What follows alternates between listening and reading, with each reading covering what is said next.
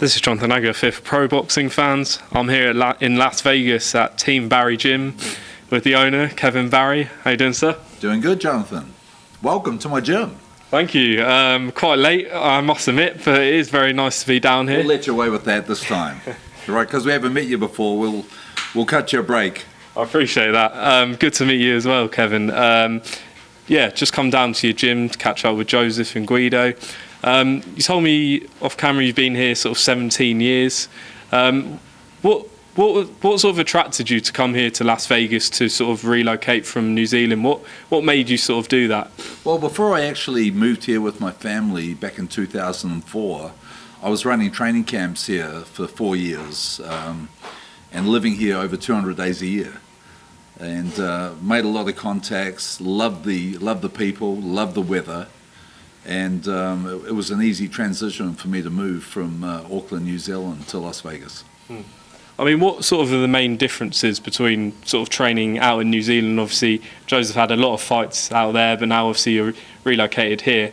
But what would be sort of the main differences, and how beneficial would you say it is being out here than maybe sort of with home comforts? Well, look, you know, Joe's been with me for 7 years now, and we've done all our training here in Las Vegas. We would train here, we would go into camp here, where he was away from all distractions, where he could just be himself and focus on developing and turning into the very exciting, accomplished heavyweight fighter that he is today. We had a lot of fights in New Zealand. 2014, 15 and 16, we fought 5 times a year in New Zealand. So it was a lot of travelling. So we'd fight down there, he'd have a couple of weeks off with his friends and family, he'd come back into camp and we'd get going and we'd work another 6-7 weeks, then we'd head our way back down there again. And it worked very well for us. You know, it was a blueprint that we put in place. We knew that Joe was a young, exciting fighter and we wanted to keep him busy, and we put a lot of exciting challenges in his way. He never had a record that was built up on a whole lot of journeymen. You know, we had very good matchmaking, and we had a very good team, and we promoted and developed Joe. I believe as good as any fighter's ever been developed. You know, we tested him with different styles. We fought him, if you remember, in his 5th fight. He fought Francois Botha, and a lot of people thought we were crazy doing that because Botha had enormous experience. You know, I think his 9th fight he fought Brian Minto. You know, so we put good people in front of him to enable him to develop at an accelerated pace. And you know, when he beat the 29-0 Andy Ruiz in December of 2016 to win the title, he was the 4th youngest heavyweight of all time. So it was quite an accomplishment. I mean, how have you seen sort of Joseph develop over the years? Obviously winning that world title, getting to that point, then fighting Anthony Joshua and Dillian Whyte to the point we are now. How much have you seen him develop under your training? Well, obviously I've seen him develop from a novice fighter to the world champion, and you can't develop any more than that. You know, the task and the challenge for us now is getting Joe back to world championship status. You know, we had a very rough 2019 where we fought once. We were supposed to fight Derek Chisora in October, and Joe, you know, had to pull out of the fight upon doctor's orders with a spider bite. You know, if you look at the Anthony Joshua fight, it was one of the biggest fights of the year. It was in front of 86,000 people in Cardiff, Wales, and was shown in over 100 countries around the world. Well, you know, when you get your fighter an opportunity like that, that's a good piece of business. You know, so we've been there at the highest level, and now the challenge is to get back there, and it's going to be a hard task. You know, we've had 2 fights in the last 19 months since losing to Joshua in March of 2018, and then the controversial loss to Dillian Whyte in July of that year. We've had, you know, 2 good knockout wins, but you know, it's 2 fights in 19 months is a long way from fighting 5 times a year. So, you know, for us, the challenge is, you know, it begins with this fight in Frisco against Shawndell Winters on the 29th of this month. Next week. Yes, we're just over a week away, and it's very, very important that that Joe gives an impressive account of himself in this fight. Not just obviously it's essential that we win, but we must win in a dominating fashion. For us to get back in there again against the top echelon of heavyweights in the world, it starts with this fight against Winters in just over a week. I mean, speaking to Joe just before I spoke to you, he's looking, of course, at this Dillian Whyte rematch. What other names would you say are in the mix? I mean, it's such a thriving heavyweight division. You've got sort of Hunter, Usyk, Chisora, White. The list goes on. But what sort of names would you look at for 2020 should you not get that world title shot? Well, look, firstly, it's going to be very difficult for us to get a world title shot in 2020, just with the way things are planning out. Joshua's got his year planned. It looks like Deontay Wilder or Tyson Fury, whoever wins that fight, they're going to end up fighting again. So that's all the belts tied up for this year. But it's not so much fighting for the belt this year; it's getting back for us into a meaningful fight, a fight that will bring us closer to another chance at fighting for the heavyweight championship of the world. And we don't. There are fights out there that we like, and we've made no secret of the fact that we'd love the opportunity to fight Derek Chisora. We'd also walk across hot coals to fight Dillian Whyte because there's unfinished business there, just the way he conducted himself in the fight and the controversy with the headbutt to the cerebellum. So they're two big fights that we would welcome. But for us, our total focus at the moment is Shawndell Winters, a guy that we don't know a lot about. We have a lot of respect for him. He's the North American Boxing Association champion.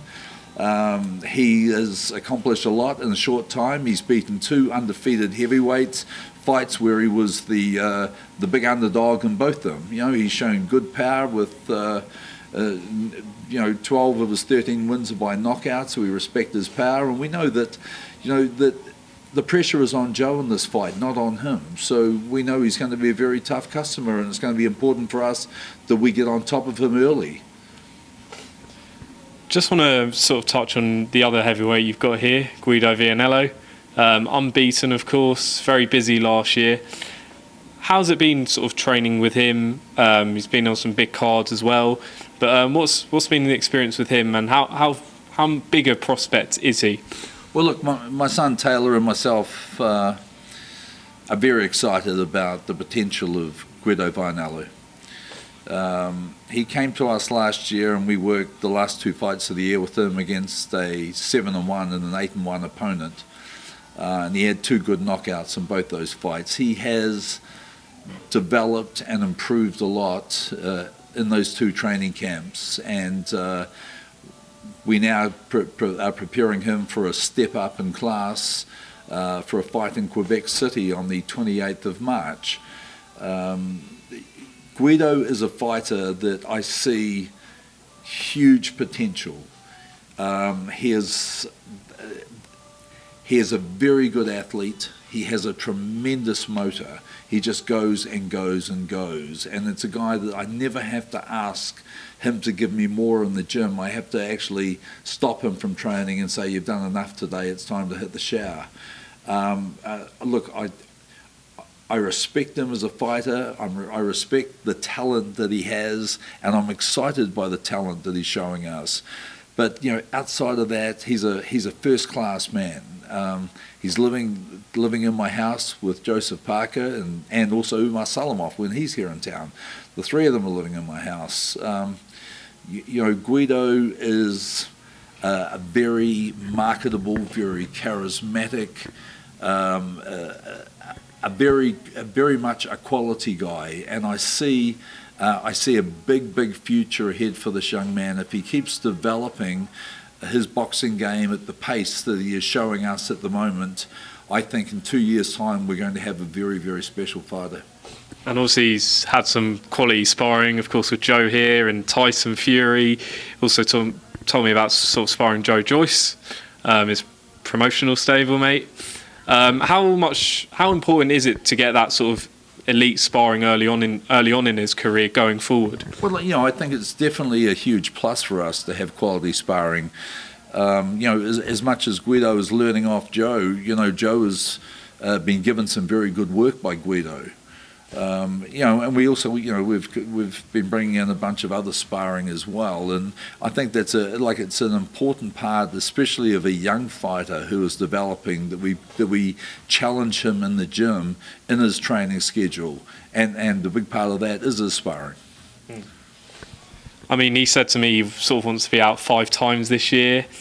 We could be looking at sort of 10-0, so potentially by the end of 2020. So is that something you're looking at, sort of getting him as busy as he was last year? Well, look, if he fights 5 times this year, we'll be 11-0 at the end of the year, because he's 6-0, 6 KOs at the moment. Like, more than fighting 5 times will be, I just want to see him keep developing at the pace that he is showing us at the moment. We've got him fighting like a big man. He's punching very straight. His defence has improved a lot. He's just over 6'6" tall, with a very, very big wingspan, and that excites me. And I like working with boxers who use their physical attributes. I hate seeing a guy with great reach and great height not use it. So for him, it's a matter of disciplining himself to fight like a big man, and he's adopted that style of training very well, and it's just improving. On Saturday night, Tyson Fury and Deontay Wilder go at it again. Obviously, Guido's been sparring with him for the camp. He's done a little bit of sparring. He's done 2 sessions with Tyson. We did 3 rounds once, and we did 5 another time. Right. I mean, how do you see sort of this second fight playing out? Obviously, Tyson is saying he's looking for an early knockout, but Wilder saying he doesn't rate the power. I mean, it's very interesting sort of subplot to this. But how do you sort of see it all playing out? Well, look, I think it's going to be a very, very exciting fight. It's a fight that's definitely captured the imagination of not only the boxing fans all around the world, but the sporting fans. I think this fight's bigger than a boxing fight. And Fight 1 has already set up Fight 2. Hence, I think there's more media here than there was for the first fight. I think everybody is well aware that they're going to see something special. I expect both guys to be better than they were in the first fight. The interesting thing is, you look at both their last fights. Deontay Wilder, until he put a right hand on Ortiz, looked very, very ordinary in his boxing skills and very out of sorts. Whereas Tyson Fury, fighting Otto Wallin, a fight that many people thought it was going to be like Tom Swartz again, and he was going to walk through him, really struggled, and didn't look the exceptional world-class boxer that he is. So there are question marks over both guys. From what I'm hearing, both of them have prepared very well. I think the most important thing about this fight for both camps is how they have made the adjustments from Fight 1. I look at what Tyson Fury did in the first fight, and he controlled the distance very well with the jab. He kept Wilder on the outside. He threw a lot of feints. He did his herky-jerky style, and he accumulated a lot of points, and he frustrated Deontay Wilder to the point where Wilder was wilder and more reckless than I believe we've seen him in any other fight. I think there was a lack of discipline with Wilder in the first fight, where there was reckless abandonment, and he wasted a lot of energy in swinging with punches that missed by miles. I think we'll definitely, when you look at the training staff, Mark Breland and JD's in behind Deontay Wilder, these are long-time boxing guys and smart guys, and they would have made the adjustments. They would have made the changes. I think we'll see Deontay Wilder use his jab a lot more in the second fight. and he needs to. He needs to be busier with his jab, and he needs to, rather than just try and land that big cannon right hand that he's got, he needs to set it up. And he needs to disguise it with the jab, and especially the jab to the body. I see the jab to the chest and body for Deontay Wilder being a very, very important weapon in this fight to close the distance, to enable him to land the right hand and the left hook on Fury. But look, it's an exciting fight. It's a fight where, both guys, Wilder, I believe, has the ability to knock Fury out. And Fury, as we saw in the first fight, when he fought completely out of his skin, he has the ability, when he boxes at his best, he is difficult for any fighter in the world. And that's what makes this a 50-50 fight. And that's why, if you look right across the board, between fighters, managers, promoters, everyone, the journos, the TV guys, it's practically 50-50 in picks. Personally, myself, I think that I look at the styles of both guys. I look at the improvements that can be made from fight one. As I mentioned before, fight one, I thought Fury fought out of his skin. I don't know if he can box any better than that. But I know that Deontay Wilder did a lot of things wrong in that first fight. And if you look at the two of them, I think the biggest improvement can be made by Wilder. If he actually uses the jab, uses his height and reach. I know he's not 6'9", but he's nearly 6'7". He's got very long arms. He needs to use that jab. He needs to throw more punches. He can't go into a defensive pattern like he did in fight one. Every time that Fury opened up, Wilder put his earmuffs on and went into a defensive pattern, and that suits Tyson Fury. The thing that Wilder needs to do is when Fury punches, he needs to punch. He has the power. The holes in a person's defense are when your hands leave your face, when you're throwing punches. That's the time that you're susceptible of getting hit. And that's why I believe Deontay Wilder has to punch when Fury punches. And if he does that, I think that the superior power will prevail. We'll wait and see on Saturday night. A couple other fights to do, just want to get your take on quickly. Anthony Joshua, looking at Joshua-Pulev, it's been widely reported, not confirmed. I think it's confirmed. Almost confirmed. But, going back to obviously Saudi Arabia, he put in sort of perfect sort of display against Andy Ruiz second time around. How would he have to now box against Joshua-Pulev? Could he employ the same tactics, or do you think he'll change it up for this one? No, I think after I called it for the second fight in Saudi Arabia. It was obvious that Joshua didn't want to stand there and trade with Andy and allow Andy to get lucky again. He needed to use his height and his reach and his boxing skills, and I thought it was a perfect boxing display. He gave a clinical performance, and the biggest thing for Joshua and his team was accepting coming into that fight that you don't have to win every fight by knockout, but you have to do and perform the right game plan with the fighter in front of you. And the right game plan fighting Andy Ruiz was to box him from the outside and not allow him to be in a position to counter you. And it was a great performance. I think this fight against Pulev is tailor-made for Joshua. Pulev, as we know, is he's in the twilight of his career. The guy's very late 30s. They spent a lot of money and a lot of time promoting and marketing the fight, the one that was cancelled. So the British public are well aware of who Pulev is. It was an easy fit for Eddie to make. Pulev, as we know, is not the biggest puncher in the heavyweight division. He's a big, powerful-looking guy, but his knockout percentage is not high. I think he's tailor-made at his age for Joshua to look spectacular in, and I think that the boxing fans, especially the British boxing fans, after that clinical performance in Saudi Arabia, they want Joshua putting someone to sleep now, and I think Pulev's the right guy for him to do that. A couple more. Who would you say is your pound for pound top three in the list? I've asked everyone in the gym. Who would you say yours is right now? Are we talking about current fighters or current fighters? Current fighters. Look, obviously, in no order, you know, I'm a big Terence Crawford fan. I think he's an exceptional talent. Lomachenko is very, very special. You know, I like Dusek as a cruiserweight, not so much as a heavyweight. Yeah, for me, that's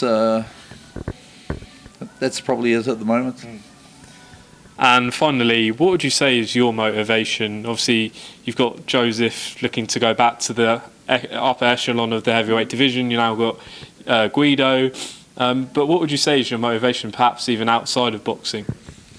Well, look, you know, I've been lucky that I've been around boxing all my life. My father was Olympic and Commonwealth coach. I had my first boxing fight as a 9-year-old. I started in the gym at the age of 8. I've been involved in boxing all my life. I won an Olympic silver medal in 1984, and very fortunate that, you know, I got into coaching and managing and promoting. I've done a lot of media work in the sport of boxing.